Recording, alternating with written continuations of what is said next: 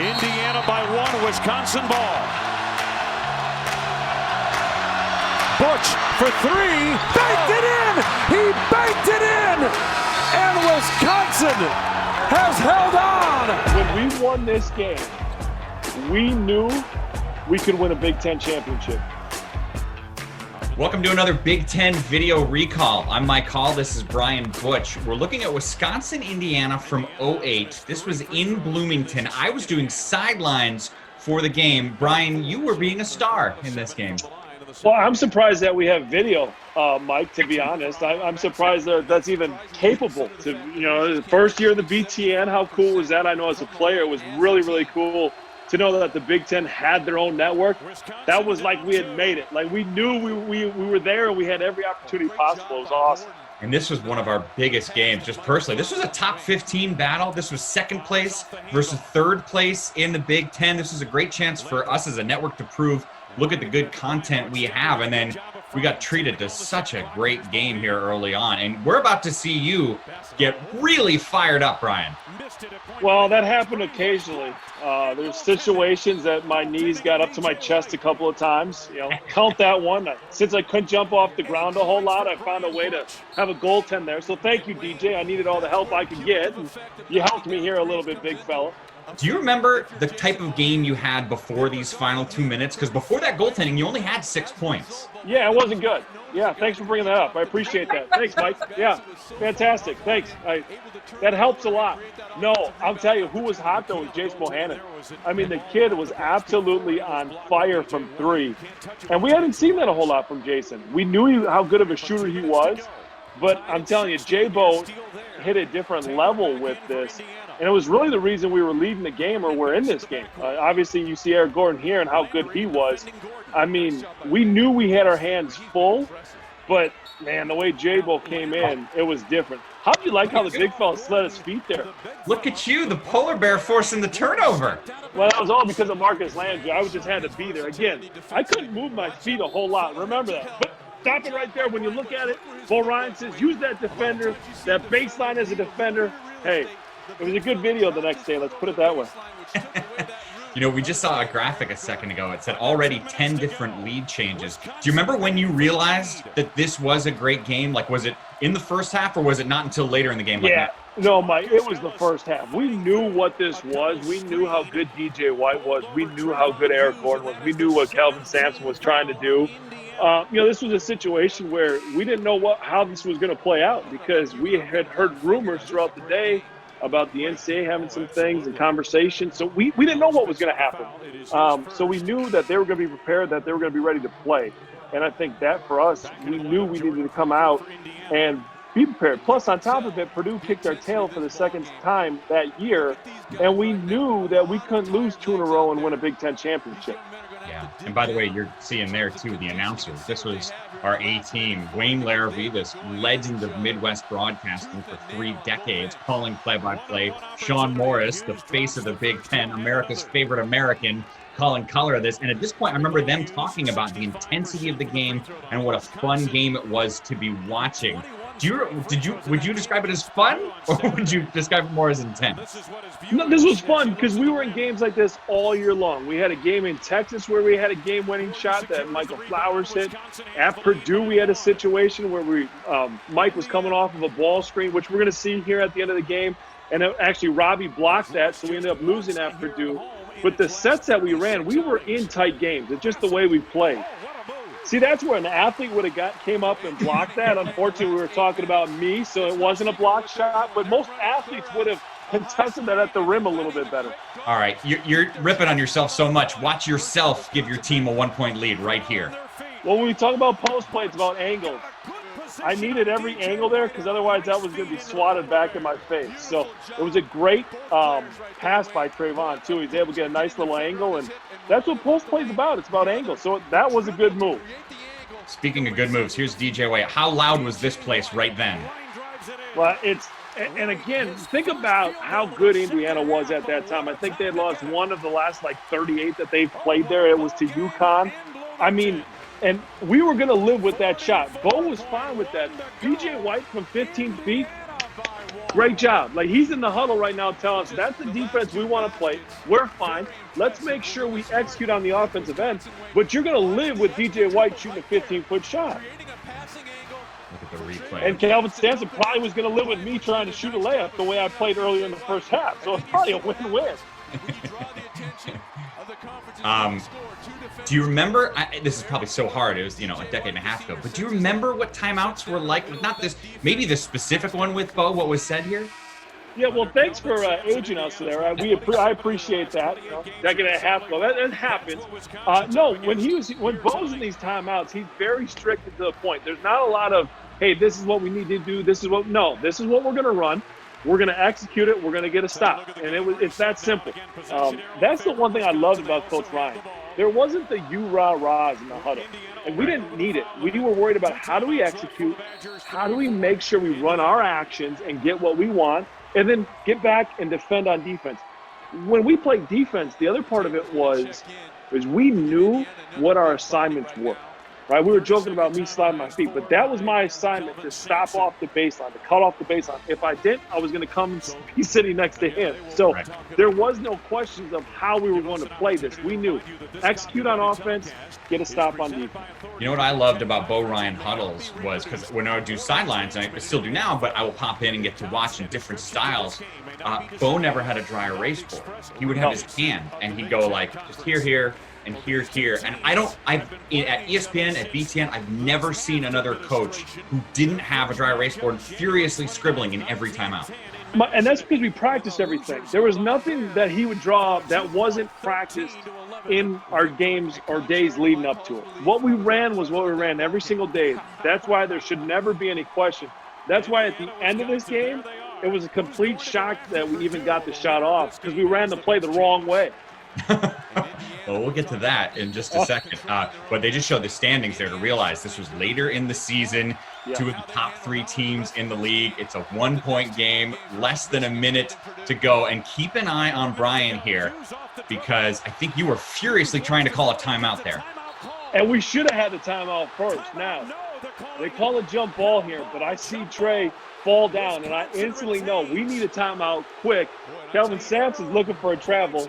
Assembly Hall's looking for a travel. By the way, I've got to say a huge thanks to Mr. Alex Burchett for my first game being back at Bloomington, my first ever game for BTN. What do? He sends me to Indiana. Do you know how many compliments I got? 0. Do you know how many people made fun of me? A lot. Let's just put it that way. They remember, which is crazy, but that's how good of a fan base they are. I also like that you didn't comment on whether it was a travel or not. Okay, look at Landry. Of course it wasn't. Landry gets the foul. So now they're up by 1. We want to talk about athletes. I mean, what Marcus did there, it was unbelievable. Now you're talking about DJ White and myself, both 6'11". DJ is an athlete by himself, me not so much. Marcus Landry, a big-time athlete. He goes over both of us to get it. And that was a huge tip-in. Yeah. So here's another huddle where Bo's going to be talking to you. Okay, is this the travel maybe? Let's see. This is the travel that probably might have been, could have been. I think it was a foul, and as you can see, we're trying to get the timeout first. Like, I see Trey slip. And the funniest thing is, after in the locker room, nobody talks of it. Like, it was taboo. We weren't talking about how that might have or could have gone our way. Bet. Were there ever timeouts in like a situation like this, you're up by 1? Was Bo the type of guy who would say, we need a foul? Give me a quick foul here. No. So you're going to see as this plays out, right? So Bo's here and we're playing good defensively. We're not going to foul. Like, that's not the way Bo believes. You play defense, get the rebound, close this thing out. I want you to keep an eye on my reaction when Mike fouls him. My hands go to my head because in the timeout previous, what did we say? We're not going to foul. We're going to defend. We're going to force him to the screen. What happens here is Eric Gordon goes away from the screen. As soon as he went away from the screen, Mike reached, and it was going to be a foul. But Bo said in the timeout, do not foul. So would anyone go up right here to the freshman and be like, hey, Frosty, a lot on the line here? Well, that's a good thing. You know what? He was the best free throw shooter in the league. I don't think we could have done much to him. But what caught my eye on all this was where you were standing, because they were above the block right now. I totally forgot that the rules changed a little bit. Right. Okay, so he just tied it up, 17 seconds left. He was just incredible that year. It was, and Eric was such a great scorer, still is such a great scorer. But, I mean, we had to shift our defense. Again, we didn't do anything differently, but we knew what he was going to get his. We had to protect. You know what's crazy here is nobody hears the whistle. It was so loud in there that when the whistle was blown, like even Wayne and Sean, they're calling it. They're like, whoa, a three from deep. I think there was actually a timeout call here. Trayvon knew there was a timeout as Wayne said, because there's no way he was letting that fly. He's not right now. Okay, so as much as you can recall, down 12 seconds left. What is Bo saying to you right here? So we've been in this situation again. At Texas, we were in this situation. At Purdue, we're in this situation. So we're running our timeout. We know where we're going to go. We're going to go side pick and roll. We're going to have our guard come off of a high screen from me. I'm going to pop, and Trey's going to try to take the corner and attack, get to the paint, and see if one of our shooters are open or get to the rim. We did a good job in this game earlier on in getting to the rim and kicking out for Jason Bohannon. So that's what we're going to draw up. That's the play. All right. And as I said, we execute, and we have executed our plays really, really well. Very rarely do we run them wrong. Well, we run this one wrong. Or Trey can't get open. Whatever one it is, I'm going to say there's a little bit of Trey can't get open. Marcus comes to the ball here. And listen, my number's called. I'm going to the ball, Mike. Like, I'm not going to let it not come to me some way, somehow. Before this game, can you recall when the last game winner you had in your life was? Before this game? Yeah, and probably a JV game at Appleton West High School.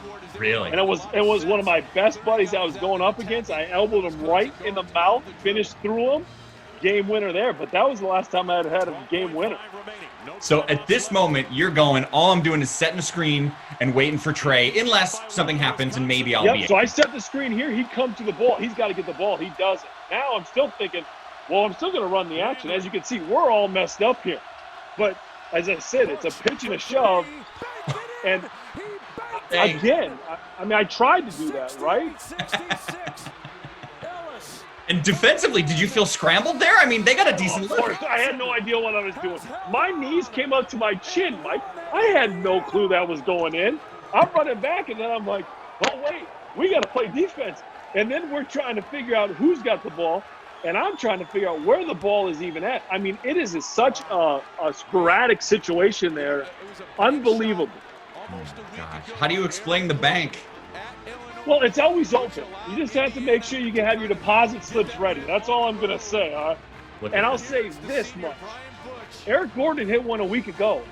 And I remember I'm at my dorm with my roommates watching this because we needed Indiana to lose because it would have helped us as far as seeding, possible Big Ten championship, all of that. And because he hit the bank shot, we're like, oh, gosh, okay, well, now we got to go to Indiana. We got to win. Oh, here's the thing. So I'm setting the screen for Trayvon. He's supposed to get open. They take him away. Marcus pops. Now, this looks like nothing like Wisconsin would run. And you're right. Again, we talked about it, but it was a complete just pitch, shove, run towards it.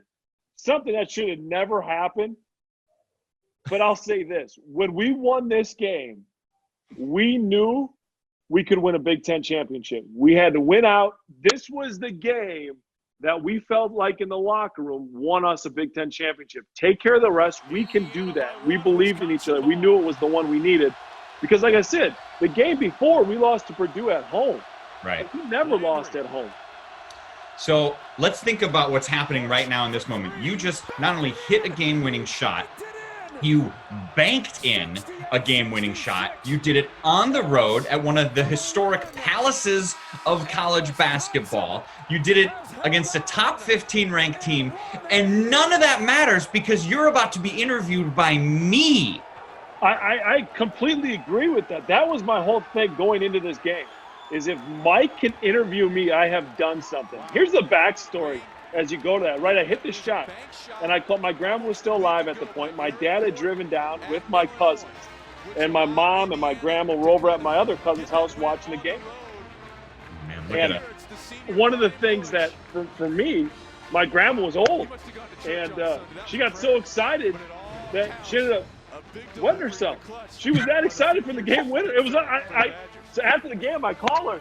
I call him and I call my mom, and they go, "You can't believe what just happened." I'm like, "What?" And they tell me that. And I go, "You got to be kidding me!" I felt bad. I hit the game winner. I felt bad afterwards. I'm getting on the bus, and I go from pure excitement to, "What?" Oh my goodness. Oh, so, gosh. Needless to say, it was a great night. And a funny night, and then I have to deal with you, which was the highlight of everything. So here are the questions. By the way, I looked the exact same. I said first what was drawn up there. The second question was, are you sure Bo is that you were the one you most wanted to shoot it? And then I asked you like a game question about all the it was game. It was about J-Bo, but the first one is the play, and I was like, yes, Mike. I mean, did you not watch the Texas game? Did you not watch the Purdue game? So then I gave you the benefit of the doubt. Like, okay, maybe, and then was it for me? Was it the play drawn up for me? Thanks for believing in me, Mike. You know what I mean? Like, unbelievable. Because I remember thinking, well, obviously Butch isn't going to shoot it. He's not the one they want. And then you hit it. And, I mean, let's be honest. America was thinking that, Brian. Thank you. And that's all I wanted to say. I mean, listen, of course the play was drawn up for me. A nice little pitch and shove. And you asked what type of play it was. This was the thing that got me.